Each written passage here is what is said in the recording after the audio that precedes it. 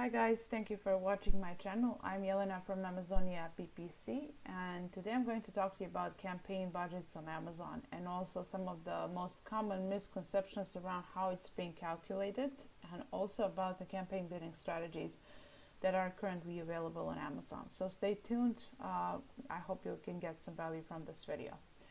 First of all, you know that when you go to campaign creation, every campaign has a couple of mandatory elements that it needs to have in order to get started. So first of all, it has to have a name, start date, targeting type, bidding strategy, and daily budgets.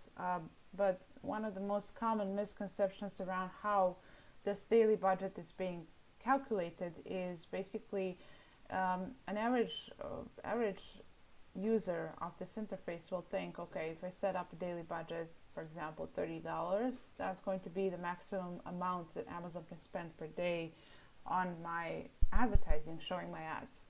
But in reality, they are calculating something that's called weighted daily budget, meaning they use your baseline daily budget as an average of what they will actually spend throughout the whole month.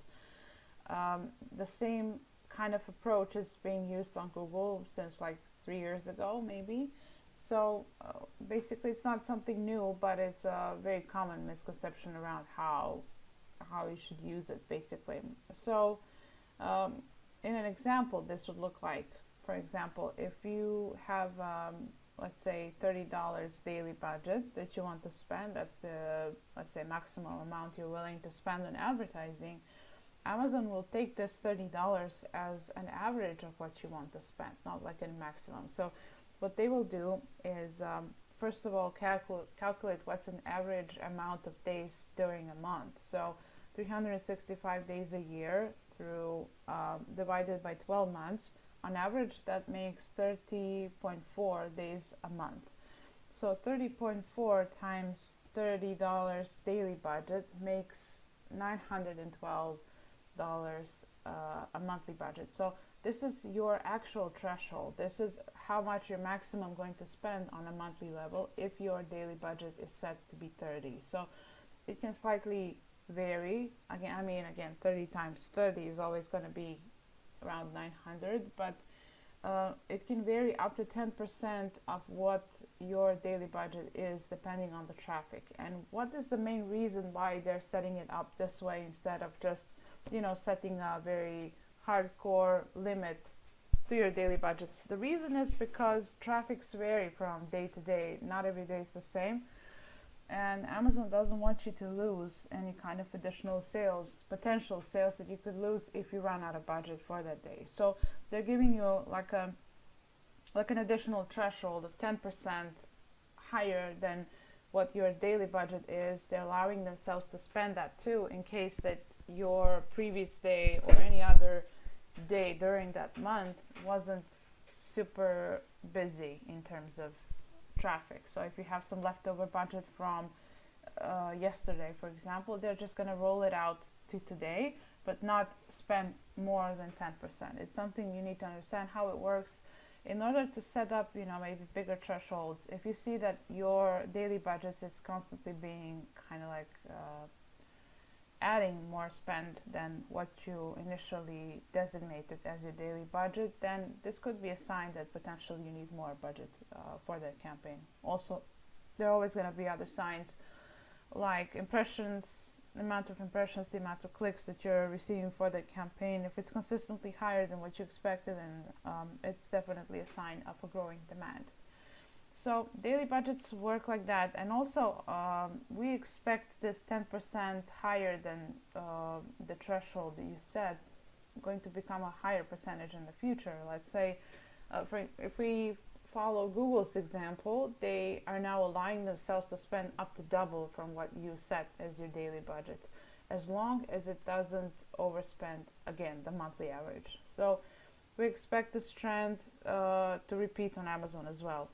It's only a matter of time. The more they grow as a platform, more freedom they're going to give themselves over ad spend distribution. So that's something we've seen also on Google as well. When it comes to bidding strategies, this is there are also a lot of common misconceptions around which one is best. You know, I've been hearing a lot of questions. Which one is best? Which one should I use for my specific account? And in general, just how they work. You know, they are a little confusing, and we have seen some discrepancies that haven't been very logical, and in theory shouldn't really even happen. So we're waiting for responses from Amazon regarding that. But first I'm going to dive into each campaign bidding strategy and give you our insights from our experience for multiple accounts, how each one works and what's the best possible approach for each one of these. Dynamic bids down only is the campaign bidding strategy that first appeared even when, 2018, when you only had like automated campaigns, no other targeting options as well at all. So dynamic bids down only means that you set up your max CPC bid as a baseline bid, but you will allow Amazon to just like bid it down if they estimate that it's not going to convert to a sale. So basically, this bidding strategy is giving Amazon a little bit of freedom over your ad spend distribution, but not so much. You're giving them the baseline basically, and they can only bring it down. They can't bid them up in case that they see that there's going to be a sale. So down only strategy is mostly working really well for campaigns that already have a lot of orders. They have good sales velocity. They have good number of orders throughout the month, and they have been running for a while. They have enough data to learn from. So both dynamic bids, campaign bidding strategies work well if you have an already established account that's been running for a while, that has sales, that have it's good. Both of these strategies are very good for bestseller products that are going to have a lot of velocity, a lot of data to learn from. So basically, if you have some budget set aside for testing purposes, dynamic bids up and down, for example, and dynamic bids down only are going to give you a good understanding of where Amazon is positioning you in the marketplace. So if you see that, for example, if you're using dynamic bids up and down bidding strategy, and Amazon is consistently giving you placement, like you can see in the placement reports, you will see that your main placement, where most of your impressions coming from, is rest of the search maybe, or product pages even, then that is a sign that Amazon isn't really seeing your product as a competitive product for some reason. If you set up dynamic bids up and down, and then you start seeing your product show up in the first page, in the top of the search placement, then that's a good sign. It means that your listing is optimized. It's a series of good signs actually. So good thing to test out if you have some kind of additional budget on the side. Dynamic bids also as a strategy is something, if you are running, for example, an automated campaign and you want to make sure that it's aimed towards profitability, whether you're using some kind of tool, whether you're doing it manually, it's still a good thing to give Amazon freedom over this, because they have tons of data that they don't share with us. So they can, with huge accuracy, predict when a sale is going to happen and when it's not going to happen. But at the same time, you have to have a lot of flexibility around, being flexible around how much you're going to pay per click, because there are a lot of bidders at the same time, and there is room for manipulation in these kind of bidding strategies. You have to be aware of that. You have to be cool with it in order to use them. So if you have very set profitability targets, then I wouldn't even recommend using down-only dynamic bids. Not even. I mean, I would use it, but still, if you are very tight on your ACoS targets, for example, then you need to have an absolute control over where each click is coming from and how much it's costing you in order to, hit your target, simply because you know exactly how much clicks you can actually afford before getting to that actual sale. That's the reason why I wouldn't strictly recommend using dynamic bidding strategies. When it comes to fixed bidding strategy, this is the strategy that doesn't give you a lot of at all. So you set up, for example, $1 bid on your keywords or products, and then you set up 10% plus percent placement bid adjustment for top of the search, and that's it. Your bid shouldn't be higher than $1.1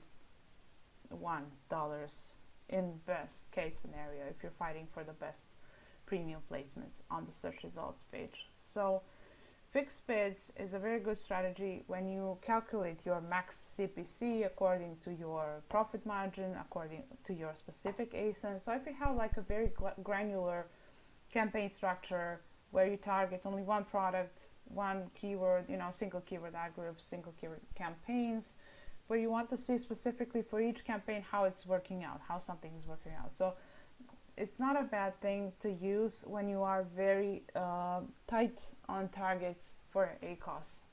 On the other hand, it could be quite limiting for your campaign reach. So it's not fixed bids. Campaign strategy is not the best option for accounts looking for growth. Not the best option for accounts that need aggressive reach.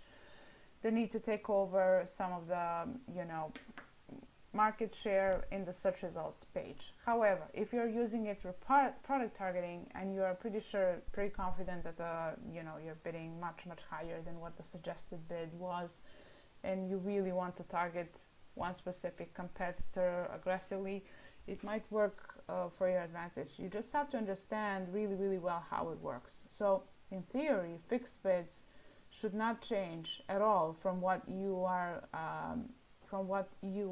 bidding on them. They could be lower because you want the ad auction, and then you're paying lower than that because you have a quality listing, your product is selling, it's relevant to the searches that your customers are typing in, they're clicking on it, you have a good click-through rate.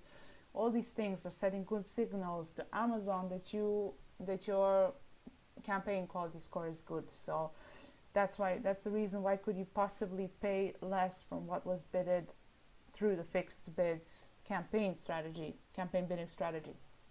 But in any case, you should not be paying more for your average CPCs, more than your maximum CPCs in any case, if you're using the fixed bids bidding strategy for campaigns.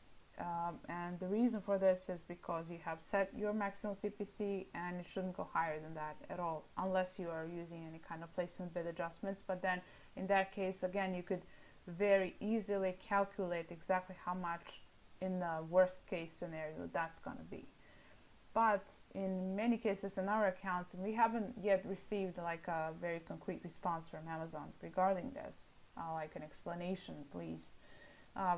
In many cases, we've seen that the average CPC that was actually paid was higher than the max CPC that we bid on, with no bid adjustments in place, with the fixed bids campaign bidding strategy in place. So if I receive any kind of valuable information regarding this from Amazon, I'm gonna definitely post this on the channel and let you know. So that's the thing.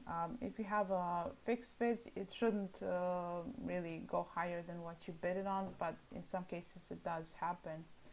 And also, of course, there are bid adjustments by placements for top of the search and product pages, depending on your campaign's strategy, whether you are trying to get your product ranked, whether you're looking for profitability, whether you're looking for growth, winning more market share through product pages, competing against some of the brands that are in your same niche, etc. So various things could be. You can increase bids at this point, but you can't set up a negative bid adjustment so far. So you can adjust a little bit and you can be even more aggressive when it comes to certain placements. So in order to do this right, you have to understand really well how placements work and where are the places where possible ads could possibly show up. So that will be the topic of our possible next video. I can explain to you the placements. Let me know if you need this. I hope that this video was useful for you, and let me know if you have any other questions. I'll be happy to answer them. Thank you for watching.